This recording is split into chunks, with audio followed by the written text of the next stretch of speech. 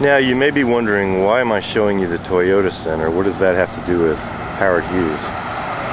Well, it just so happened that while Howard was still in his mama's belly,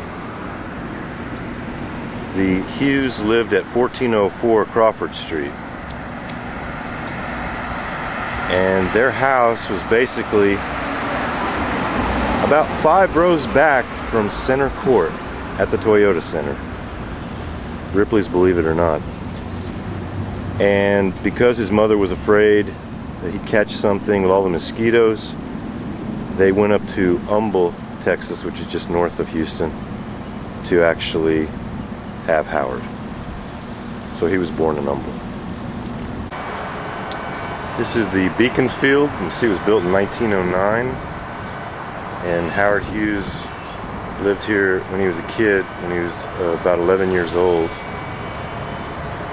So this was a brand new apartment hotel at that time.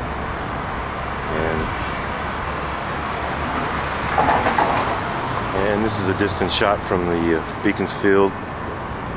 And Howard actually lived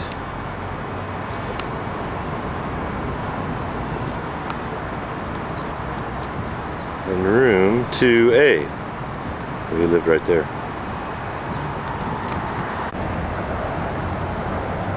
What we have here is some artwork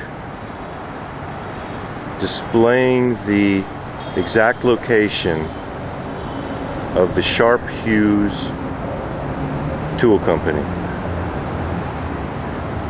Amazingly, there's no plaque or any explanation for what this artwork represents, but you can tell that it does represent the 3-headed drill bit that revolutionized the oil industry, invented by Howard Hughes Sr.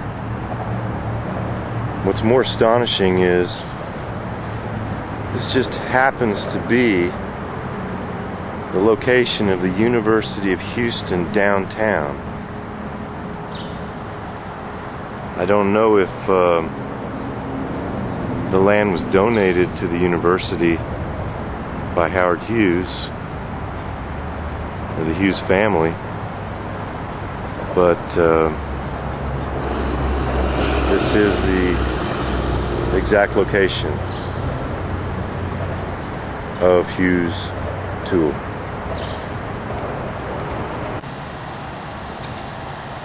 This is Howard Hughes' house that he moved into when he was 13 years old. He spent his teenage years in 1918, and he kept the house his whole life. But he let his aunt live there. Once he inherited the money when he was 19 years old, he left Houston, went to California, but he kept everything at Hughes Tool, and he kept the house. But he only came back to it a few times the rest of his life. Now, the most amazing part of this story about this house is that around 1947,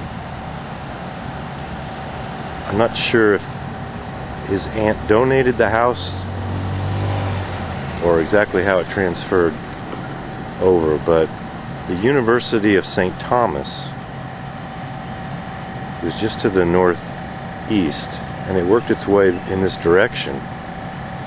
And believe it or not, at the current time, they teach theology out of Howard Hughes' house,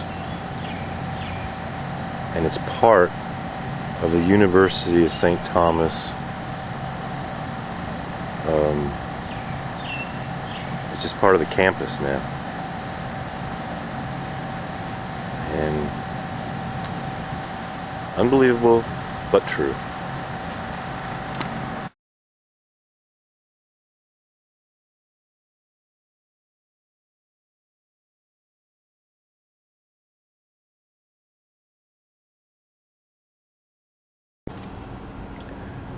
Well, this is where it all ended for Howard Hughes.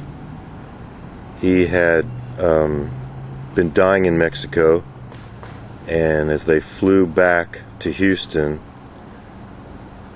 he actually died over Brownsville.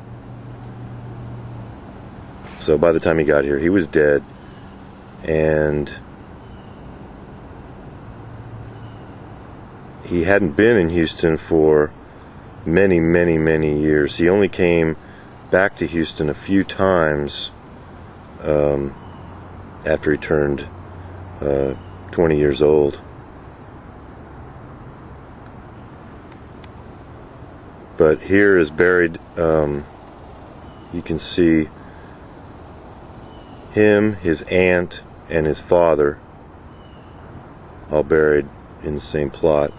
It was very simple when they first buried him, and then Marvin Zindler, a local reporter, spent the money to put up the monument in the back.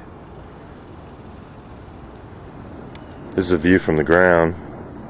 You can see there's really no indication that Howard Hughes is buried here, and most people just drive on by and have no clue.